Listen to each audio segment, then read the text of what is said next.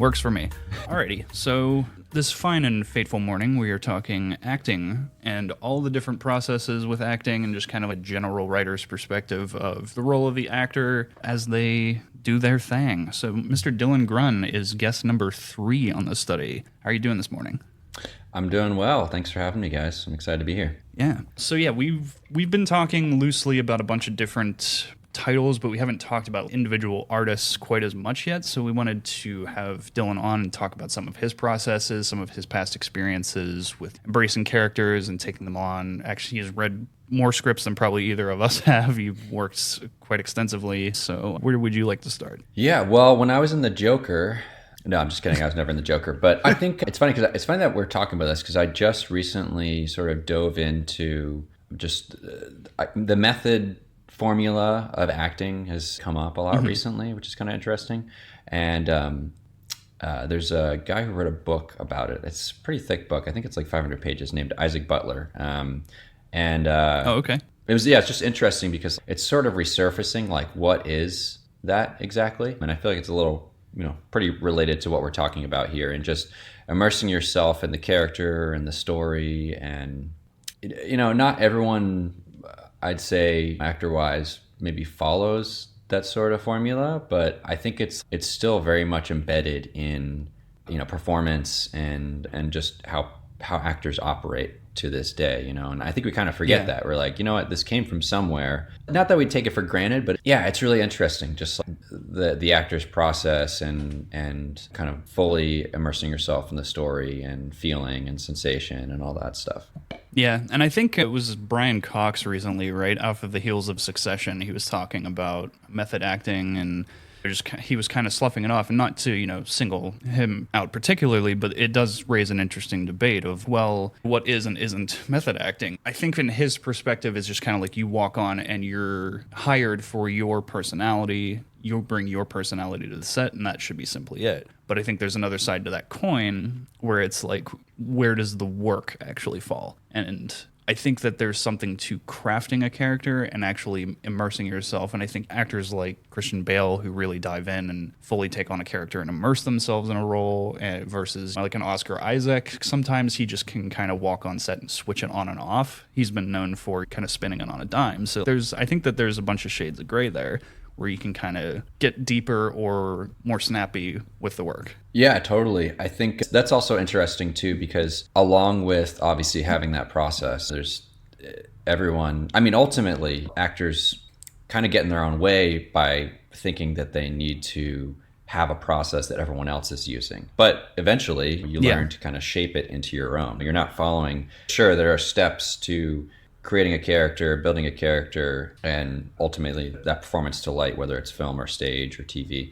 But like I said, I think people get in their own way sometimes because they're following these steps and they think, oh, well, I got to stick to this. But you look at some really prominent actors like Joaquin Phoenix or Christian Bale or Brian Cox even, or a lot of Adrian Brody, and they all do it slightly differently. Some of them stay in character during the whole time, like Daniel Day-Lewis. Some of them, like you said, they can kind of snap in and out of it if they need to, which I think a lot of that comes down to maybe how mentally sane you are, which most actors, myself included, are not mentally sane. So, and actually, I was talking to a friend the other day about this. So we think that method acting, or at least to general common knowledge, sort of really happened during Marlon Brando's beginnings.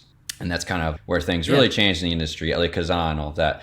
But strangely, it was happening around the time of Aristotle and Plato. And it was actually banned because some actor on stage was so ingratiated in the role that they literally took a sword and stabbed someone on stage and killed them. And so basically the ruler at the time was, no, we're not doing that. No, we're not. Yeah, if we're going to be just killing each other because we really feel like we're the character, then I think we're just going to make everything really superfluous and crazy and over the top. Just the fact that you brought up Aristotle, I could hear Han's like inner child just spur up. And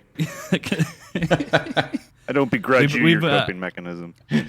We didn't even warn Dylan or vamp him in on this. We've been talking our Aristotle for a couple episode strings now, and so that's just a funny coincidence that you bring that up. I love it.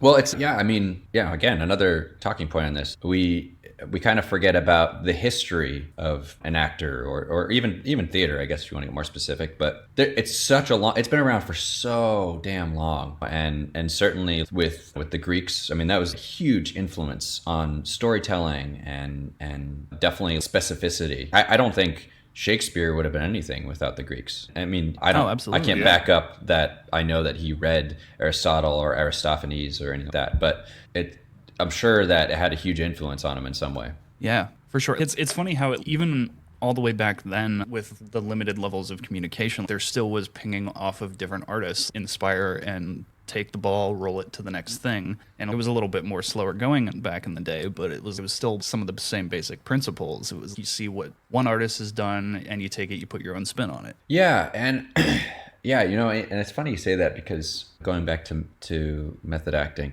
when people get in their own way with that stuff also, I think they also forget how simple a lot of it is too. You still have to do the work, don't get me wrong. You still have to do the research, script analysis, really get into the nitty gritty. But a story is a beginning, a middle, and end. It's as simple as that. And when you are digesting a work, that's really what you should be ultimately thinking of. Is, okay, this character's starting here and they're ending here, and I need to make sure I do that justice by honoring where they are in the beginning, the middle, and end. And I think it's easy to forget that it's that simple. Yeah, and I think a good solid collaboration between the big heads involved in bigger machines, such as like a film or a game or a bigger form of storytelling, I think when you have a multifaceted effort like that, I think communication is key. And I think when you have multiple visions coming at something to try and unify things, I think the more you can interflow those ideas and get things across the board as much as possible in the early stages, pre-pro and everything, or even if you can, it's tougher too, but if you can get more heads in the writer's room, I think it's beneficial.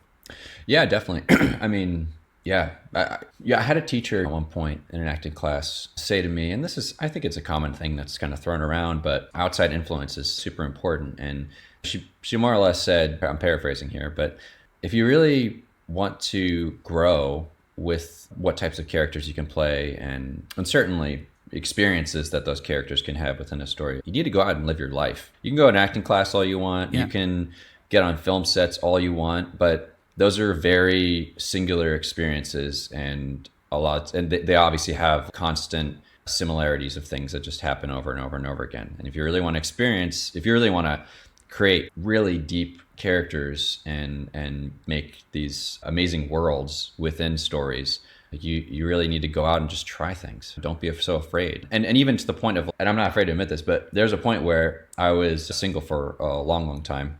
I'm married now, obviously, so I'm not single anymore. But I was kind of like afraid to, and I didn't realize this for a long time, but I was sort of afraid to date again, because I didn't want that feeling of being hurt possibly, or being disappointed or rejected or whatever. And I'd go on these dates and I'd be like, it'd like be one date, and I'd be like, yeah, what, I don't really want this right now or whatever. Yeah. But ultimately I was like, man, I am hiding from experiencing something, and in turn, and this might sound kind of messed up, but in turn, that's something that totally would help me grow as an actor. There's other things you get from dating as well, obviously, but it's things even like that where you put your fear so much in front of you that it's hard to get around it. Yeah, absolutely. It's interesting you brought up the subject of education and life experiences. I actually, when I was around 23, right after we got out of school, I was considering going off to check out the academy and take some courses there. But from everybody I had talked to who had done the program younger in life kept telling me, don't do it until you have life experience. It's not as valuable until you've gone out and you've actually gotten nitty gritty with it and tried to produce some things on your own. Get out there and have some real life experiences, and then come back and it's worth tenfold, which I always thought was interesting. Yeah, no, absolutely. You look at any great filmmaker, you look at any actor, any set designer. I think their vision is absolutely fueled by everything that's happened in their past, whether it's trauma or positive memories. Or I think you can't really create something that's you without allowing you to take in just this whole world and life that we're in. Not to sound like a Hallmark card or something, but you get the idea. That'd be a pretty stellar Hallmark card, though. Go ahead. Who's talking? Who's talking? No, you are, man. You are. No, I was just say it's funny too. We're talking on that subject, like that experience. I've noticed how, like, sometimes just rewatching a movie I haven't seen in a while, or a book, for example, I can remember some of the stories they would have you read in high school. And in high school, you're like, I don't want to read this. I just don't, or I'm just not understanding or getting what the story means. Most of the time, it's just to take a test on it and pass, and then dump it out of your memory later. But having read some of those other books, like Invisible Man by Ralph Ellison, or like To Kill a Mockingbird, or even stuff like that, I've gotten a lot more out of it now that I'm older, and understand it, have that depth that you were talking about that comes with just life experience, and something that I wouldn't have got had I not done other things. I think there's a lot of storytelling that deals with heartbreak, and I think until you've gone through it, several versions of that, I don't think you can really grasp some of what a lot of those stories are getting at. And I feel like the more I watch of movies like La La Land or stuff where there's serious heartbreak in it, it's until you've gone through that, you can't really fully grasp that. Like, yeah, absolutely. I mean, there's a level of being able to relate to things in movies or stage or TV. But going back to what you're saying, Han, also, I think this happens all the time in acting, certainly for me, but even my peers, but also just in life as a whole. You'll read something, and it's like you were saying just now. You might have not. I think I'm getting this at least. You might have not really understood it when you read it, but then 10 years from now, you're like, oh, that's what that was. And it happens all the time with acting too. Like, yeah, I can't tell you how many times a class I had like 5 years ago, there was like one thing that the teacher was trying to tell me. I maybe understood a little bit then, but then I'm like taking out the trash or something and it smells really bad. And suddenly that memory pops in my head and I'm like, oh, that's what she meant. Okay, I get it now. But that's the beauty of it, right? Is that these people have created these things that stick with you forever, but then ultimately you have to be in a place to really understand it and relate to it. I think it's so funny that you bring up just a random snap memory happening when you're doing a mundane activity. I love stuff like that. It happens all the time. I mean, yeah, it's embarrassing how much it happens actually. Yeah. Well, it's like one thing that I don't know why this just popped in my head now when you were saying that. There's a line in Congo, and Brian and I joke about it a lot too, where they're being interrogated by the military, and the one character is like, "This is pure Kafka," and the guy just says, "Who's Kafka? Tell me." Tell me. And even I always just found that funny for the sake of the way the actors delivered it, and that was it. And then as years have gone on, I'm like, oh, now I get what's kind of happening there and where they're going with it. And it was just like you said, just like some mundane thing one day where I'm like, oh, okay, I appreciate and understand this more, having been through other things in life and taking a different perspective on it. Yeah, and that's also another like interesting side to it all. Again, tell me if I sound like a broken record, but going back to like how a lot of like creating characters and things like that, a big part of it is also understanding the writers. And I think what you're just kind of saying, Han, in a way, is you didn't really understand it, but at first, but that's the beauty of Kafka, is that like there's this legacy that was built through his work, and that's like something like you can refer to his work as a thing. That's crazy to me in a way, if you really think about it. And it's the same as when you're trying to build a character. Sometimes you're looking for similarities in all of their work, and you're like, oh wow, this person, Sam Shepard's a huge influence on me as a playwright, and almost all of his work has some element of alcoholism, and you're like, oh, okay, this really sets the tone for how a lot of these plays are, the feelings and sensation and ideas that where they come from, and where you might read it sarcastically and you're like, what? It doesn't really fit with like the subtext here in a way. But yeah, that's like, it's interesting how these legacies that are built by these writers, you can talk about them almost as if they're a genre or a verb even or something, which is, it's just wild. On the subject of plays too, I think that there's been a lot of interesting work with play adaptations of recent. And I think you look at stuff like Denzel Washington's take on Fences, or most recently Brendan Fraser in The Whale. All really successful plays that someone took in them. Well, what if we put this on screen? And I think there's a tone there. You can tell it plays like a stage play. You can see the adaptation lines, and I think that there's something. Whenever I find out something that I've watched as a play, I find that very interesting because you can kind of see the inspiration lines there of, oh well, this works really well on stage, but there are ways that it can be translated, which I think adaptation work can be really interesting. Yeah, I think that's another thing I was talking to a friend the other day about, a director friend of mine, and he mostly does, he pretty much exclusively does film, but he was saying, yeah, I might try doing maybe some stage stuff, directing a play or something. And I was like, yeah, absolutely, man. I mean,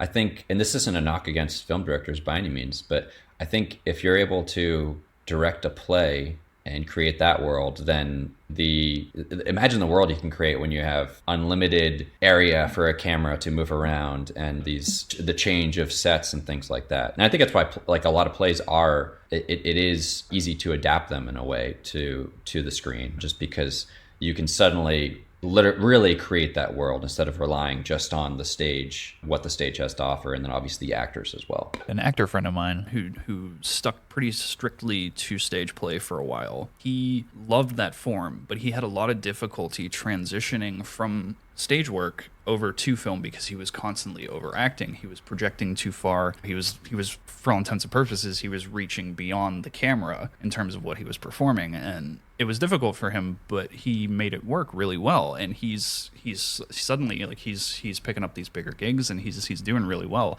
But it was a difficult transition for him, which I always found super interesting because he was very talented on stage. He could sing, he could throw his voice so far, and you felt his performance every time. Every performance I caught, I was like, that's definitely him. Like, but I've found that interesting that it's tough to make those transitions sometimes between different forms.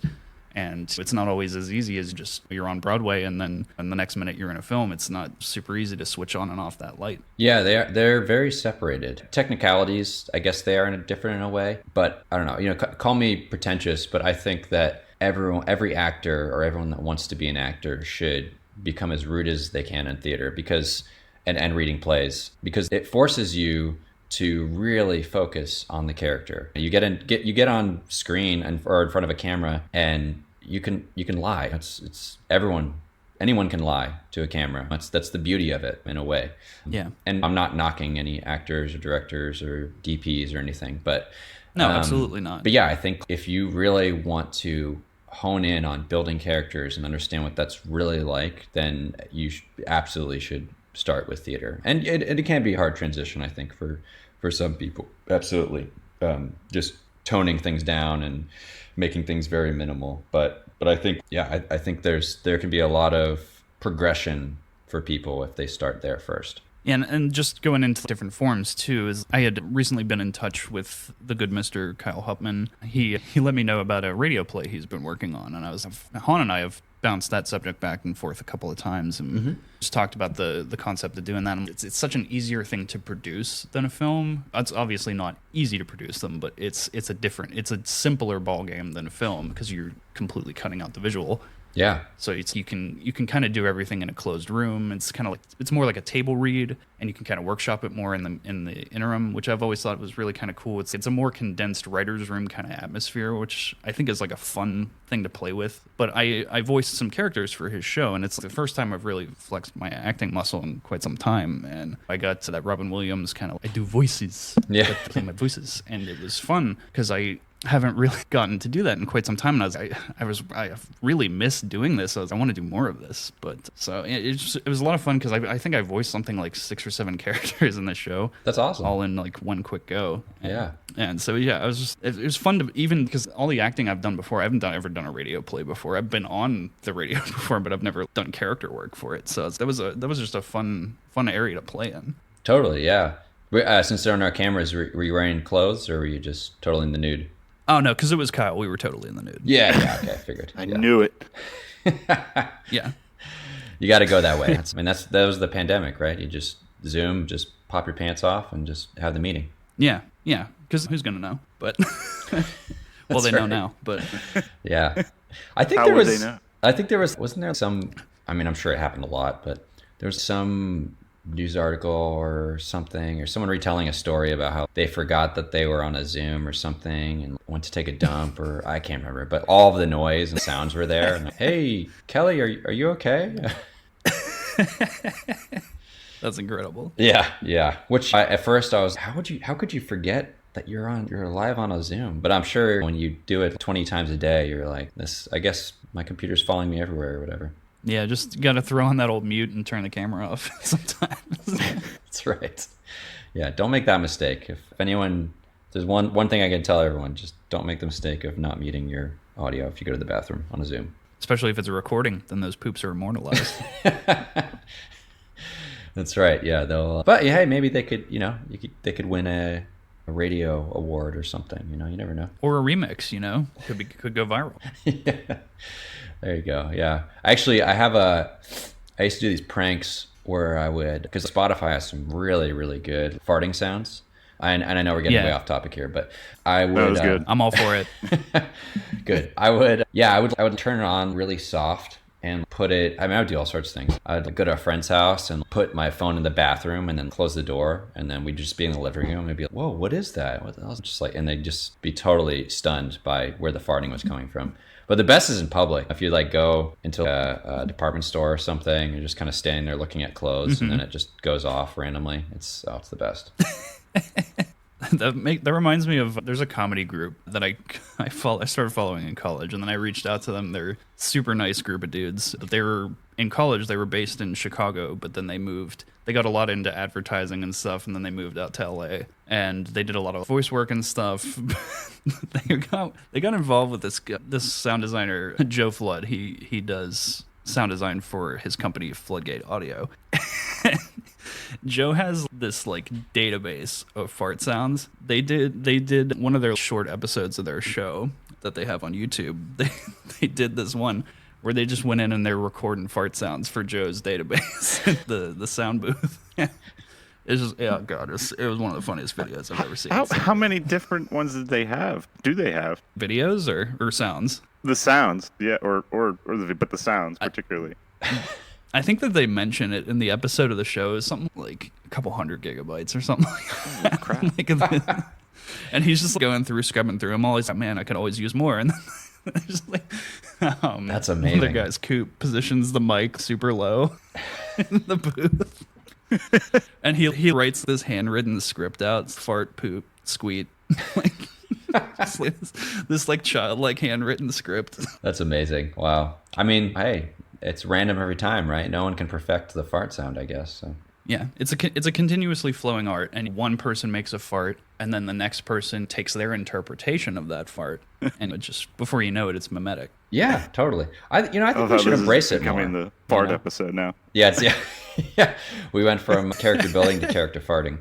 Yeah. I think we should embrace it more. Think about how many uncomfortable people there are right now because they're just, they're holding it in. Yeah, that is people true. are too repressed. You need to let it out.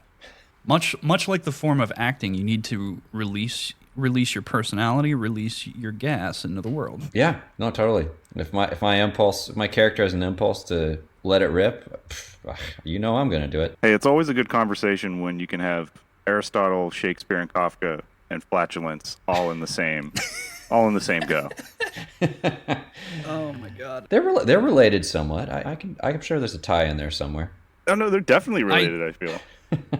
I don't doubt that Shakespeare ripped quite a few in his day. Well, I think, wasn't it, or maybe that was belching. That's a whole different topic. But yeah, we're what was it that if in the Dark Ages or medieval ages, whatever, if you belched at dinner or at the feast, it meant that the food was well cooked or something like that. Yeah, it was like a point of compliment, right? Yeah, exactly. I don't think farting was the same though. I think that was just, you should probably leave the table, maybe. I don't know. Just common courtesy. You just grace out of the room a little bit. Yeah, exactly. Yeah, no, I agree. Sense of propriety. Yeah, right. So let me ask you guys: Do you go see a lot of theater? I know. Obviously, movies are very accessible, but I don't know. It's been a while since I've been to Pittsburgh. But do you guys go and see theater or even improv much there? I've seen more improv than I have theater of late. I had the good fortune to go see a lot of Nick's stuff. He was kicking around with "Wouldn't It Be Nice?" Yeah, a lot of that stuff was a lot of fun to see. That's cool. No, I was gonna say I try to as well. Well, last thing I saw was actually I didn't realize this. There's a decent magic place where they bring in performers. Last gentleman I saw was actually, he won the Penn and Teller Fool Us. And it's interesting how being in the room for a live performance, there is a difference. I can remember when in school, having written more scripts for film, my professor was challenging us to, okay, try to figure out a story that lends itself better to a live performance, something that someone would just say, oh, you had to be there, because it brings a different element to it. And that was always something that I enjoyed about theater, is you never quite know what the story or how the performance is going to go that evening. And then no matter what, it will always be slightly different than a next showing in a movie theater. Yeah, absolutely. I think, yeah, I don't know why this made me think of this, but obviously right now with the WGA and SAG as well, but going on strike, primarily the concern is AI, which I'm sure you both know. It's kind of interesting in a way, because if we move into more automated writing and things like that, that's something that, like you, Han, considered, like, won't be considered at all by AI. And just like in performance as well, like maybe you show up on set and you do 10 takes. Well, if AI is doing it, it's just one take, like maybe within those 10 takes, like an actor was feeling really burnt out on take 3, or maybe something they had a memory of their late mother in take 4 or whatever. And it's interesting though when you think about all that, because with live performance, whether it's in theater or magic, even those things I think come up even more. If someone's doing a 4-week run of a play, like, it's gonna be very different every single night. Most of the time probably they're just really worn out from doing so many shows, but I think we kind of take those things for granted,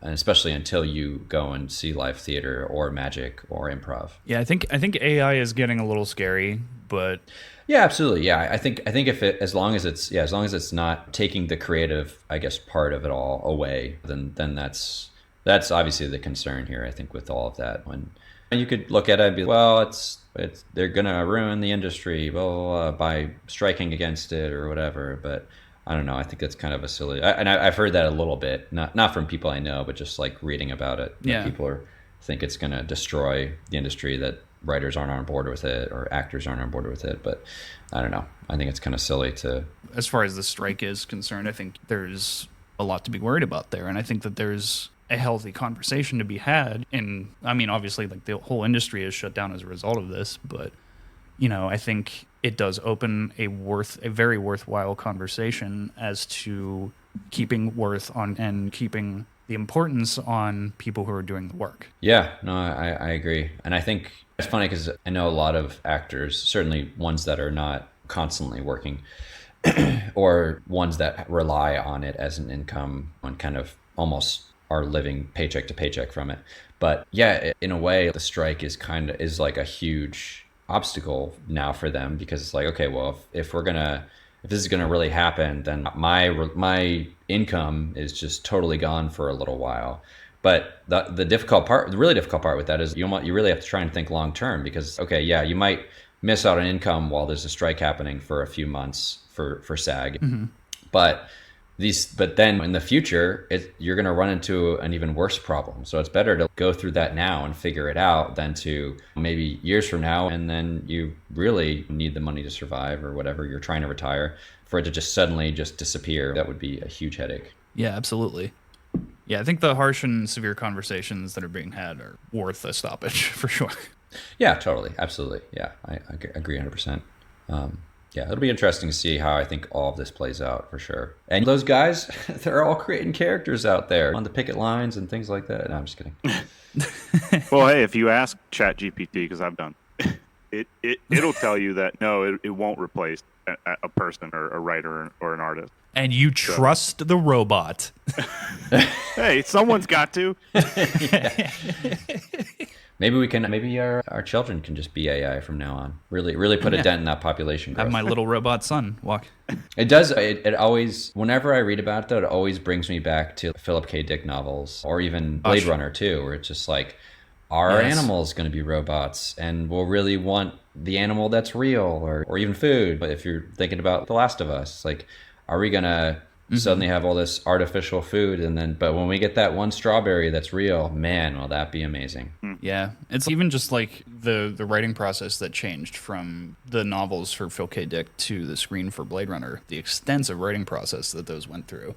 Yeah. And I think a lot of it was abridging that world to what Ridley Scott was connecting with Alien, but there was a lot of interesting conversation generated between that process that I always found fascinating. And a lot of it is what is consciousness, what makes an individual an individual. I think that's some spicy stuff. It is. And it's funny because I feel like a lot of that stuff, those ideas, when they kind of come to light, they're often rejected at first. And I know obviously a lot of novelists in the past have dealt with this. Maybe not so much today, I guess, but just these ideas that are really hard to understand maybe when you really think about it.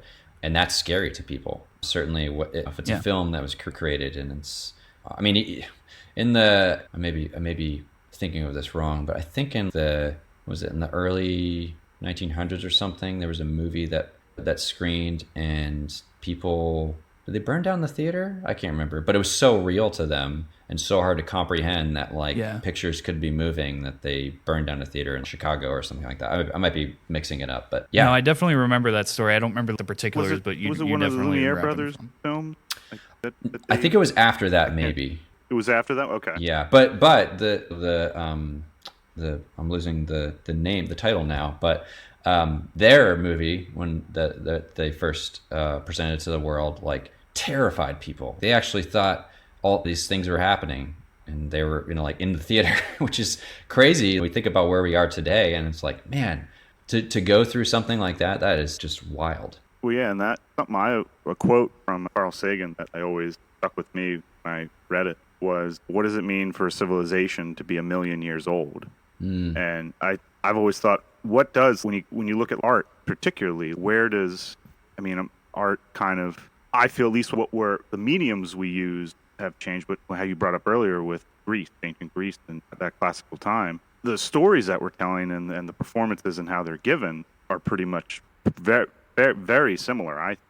Now when you get into more technology, where does it go from here? And how would like the performer or the performance and the story change well into the future? Yeah, it's kind of a redundant thing, but it's the whole history repeats itself idea, right? Where we're constantly writing the same idea over and over again. The thing that changes, of course, though, is just perspective, and that's the beauty again of art, I guess, right? Whether it's a novel or a play or a screenplay and then movie and all that stuff's all personal, so it's everyone's personal take on it. And I think those are the things that when something's super relatable, it's comfortable, but if there's a personal touch on it, it's, oh, that's really, really relatable, but I never thought of it in that way, even though I fully understand it. And I think that's a whole other level of, certainly going back to like building a character or writing a screenplay or actually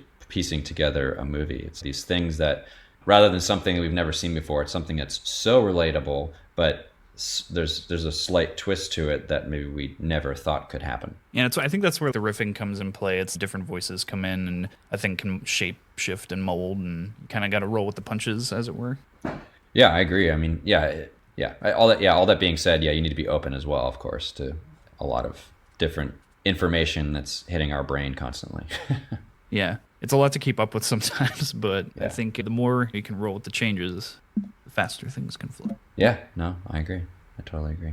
We'll see. We'll see where history leads, I guess, or the future of history. It's just going to be interesting to see how roles change. I mean, how art direction that goes into play now. We have the volume stage, the virtual environment. You can literally build a whole city as a backdrop, like they did most recently with Warner Brothers' new take on the Batman. It's like they built Gotham as a backdrop to the stage. It's all right. Well, that kind of changes the game a little bit, and it kind of goes back. That's a similar thing back to the days of Pixar's WALL-E. It's they folded Roger Deakins in as a DP in a digital sense, so he's sitting there collaborating collaborating, literally just voicing what he would do to these digital artists. And it's a new space. It's an interesting thing, and it's kind of changes up your perspective on these roles a little bit. And it's, well, there's not ways to shut people out. There's ways to fold people in and bring interesting perspectives of, like in Wally's case, bring in a cinematographer's perspective to how you would light a scene in a digital environment or how you would frame something. And you have these perspectives coming into different art forms, and it's things are molding and evolving. The Volume stage, which formed with the creation of Netflix's Dark, which is a great series.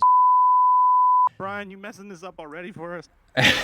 Yeah, I'll cut it out. the podcast is It's over. Oh, like Dennis on It's done. No, you know, it's like the next announcement is we've been canceled. Yeah. Yeah. Hey, cancel culture is still strong. Yeah, I agree. Yeah. I think it is. I think that is really great that they're able to kind of mold roles a lot more. But I do have something to say about using sound stages and the panel boards like you're talking about right now. And I recently went to a studio that had one, and it made me think. This is great because obviously it's a very controlled environment for the sound guy. It's a very controlled environment for the gaffers, for the DP. It's a great environment for production because there's just less obstacles to have to deal with. Yeah. But you could say, well, it's the actor's job to be able to get to a place and feel like they're actually in that world. If they're not in a location, or when they're in a location, whether it's a musty old house and that's part of the story, or the top of a skyscraper and that's part of the story, if they're not feeling those places, I feel there's an element of a performance, certainly, and especially with a character that just, there's a void there a little bit. And I think a lot of actors have gotten really good at doing a lot of virtual filming, but I think ultimately you need the smell of the room. You need the feeling of the air hitting your skin on top of that skyscraper. And I think those are all really helpful. And again, like I said, you could say, well, it's your job as the actor to be able to get there regardless of what you have. But those things add a whole extra element to it. That's fair. But I think that's why filmmakers like Christopher McQuarrie, Christopher Nolan, who have this determination to use these real-world practical situations, I think that's why there's such a value on them right now. So look at what it's a Tom Cruise movie, but look at Dead Reckoning coming out soon. It's built a train because they couldn't get one, and they very well could have used miniatures to shoot on and then soundstaged the interiors of the train. But they literally built a functional train, shot on it practically, and blew it up just so they could do it with a real train. Yeah, that's pretty insane. I think there's a lot of value in that for such a broad cast of actors. That makes the production process easier because everybody's in it, right? And there isn't as much pretending going on. It's everybody is in it and reacting realistically. Yeah, no, absolutely. Yeah, I forgot what I was going to say, but Han, you had something you were going to say a second ago. And this is kind of more of a hard right turn from the main thing we were talking about there. It just made me think, when you're looking at a story or read a book or trying to do a performance, where does the story start for you as an actor? Does it start with the character, and if it does, is there a certain thing you look for to build from the beginning? Well, I can let you a little on my process. So I almost always read a script as an outsider, as a spectator. And I do that, and it's a pretty common practice. I'm not the next Einstein of acting. It's you want to read through it just to understand the story and not put any, I guess, unperceived notions on the characters as you're going through. So really, like, focus on the story itself first and less on the character. And then you kind of take your time, or I take my time doing as much research as I can on maybe the time period or the setting or things like that, and also what the character is going through in the beginning, the middle, and end. Because I think it's easy to jump right into a character, but if you don't know all of the external things that are going on before you jump into the internal things that are going on, you're leaving a lot out, maybe. Yeah, that's a good point, yeah. Which, if you go back to Stanislavski, what's that? Sorry. I was just going to say, I think that lends a lot of credit to you as an actor, because I known actors that wouldn't go out and do their own research. They would expect that to be on the page. And I think that says a lot about, we've said before, putting in the work. I've seen you actually in the zone and doing it, and I think you bring your A game every time I've seen. Well, I appreciate you saying that. I think, if it's a really well written script, then I think a lot of it will be there, but it's still up to you to really understand each individual component of a scene, and especially locations. I think it's easy to just, because the writer put those locations there for a specific reason. He or she had those in their head when they were writing the script for a specific reason. So, or even a prop. Sometimes there'll be a thing it was a 1956 Ford pickup red. You really need to get that image in your head of what it is, so that every time you're there, even if the truck is right in front of you, it's also in your head too. And I think it's easy to just kind of accept what the writer has written on the page and not really look into it more. And maybe, I mean, you're a detective, honestly. That's what it is. You're a detective, maybe a private detective. Yeah. You're not necessarily trying to find out if this woman's husband is having an affair, but you're digging deep like that. I like that take on it a lot. I think that's an interesting perspective to have, just because you kind of not just navigating the original material, but someone's personal take as a director, the environment that's built by the art director, and how it's being captured. You have to play too. So there's a lot of elements going on there to keep in your head when you're in that process. Oh, definitely, yeah. And when you get on set, you want to be able to, because there's a lot of technicality sometimes. You're not going to be on, every set's different. Some of them work with the actor really well in the sense that you have the freedom to move around and do whatever, and some are so technical that you're multitasking in a way, even though it's something we can't do as human beings really. You're having to make sure you hit those marks precisely, but also the character needs to be there too. So if you do all that work ahead of time, then the character will hopefully be there, and you can just also focus on the technicality of everything. I think that's why it's important to allow time in the production process for blocking things out. They always tell you block, light, rehearse, shoot. Mm-hmm. I think that's a very important process, because it allows everybody to kind of gel together. Yeah, definitely. Yeah, except for fight scenes. I think fight scenes, you just kind of go in and just start punching each other for real. Who needs a choreographer? Yeah. And that's when you have your crew come in ahead of time. They know where they keep in touch with the choreographers for where it's going to occur. And I think that's a deeper process. But it's a longer form of the same thing, but it's the choreographers keeping you guys in the moment, in the situation, because you have serious safety concerns on hand. So it's keeping all those wheels turning. Yeah, every single person on set is important. And it's funny because you hear stories all the time with A-list actors, and some of them talk to every single person on set, some of them don't. But either way, every single person down to the PA is important, and you have to acknowledge that. Yeah, absolutely. Yeah. No, I think I've embarrassed myself enough, so I think we're all... I mean, I can embarrass myself too, but I'm good. I embarrass myself every week, my man. Incredibly grateful for you to take the time today to come on with us. I really appreciate it. I was just saying, I listened to the first 2 episodes, really liked what you guys are doing, so it's a lot of fun. It's cool to hear some deep dives, certainly into the Greek stuff you're talking about earlier. Yeah, we're trying. We're trying to get there, but thank you. Yeah. Yeah, I think just generating the conversations on the different processes and stuff, and getting everybody. I had a couple people hit me up about guest starring, so we're doing something right. Yeah, absolutely. I think it takes time. It takes time to build these things like anything, and I think you guys are off to a good start. I maintain Brian has blackmailed people. That's what I'm going. Yeah. Oh, I've got my dirt. Because that's why I keep doing this. He's got so much dirt on me. I'm like, well, okay, I guess. You're just trying to hang out with your family today, and he's like, "Hey, man, I've got that picture of you. Don't forget." It's the Polaroid. I know where the secret family is, Han. No, I love it. It's great. It's all good stuff. Yeah. So, well, yeah. I think that brings us to time. So, anytime you want to come back, man, you're more than welcome. Zuskofka, tell me.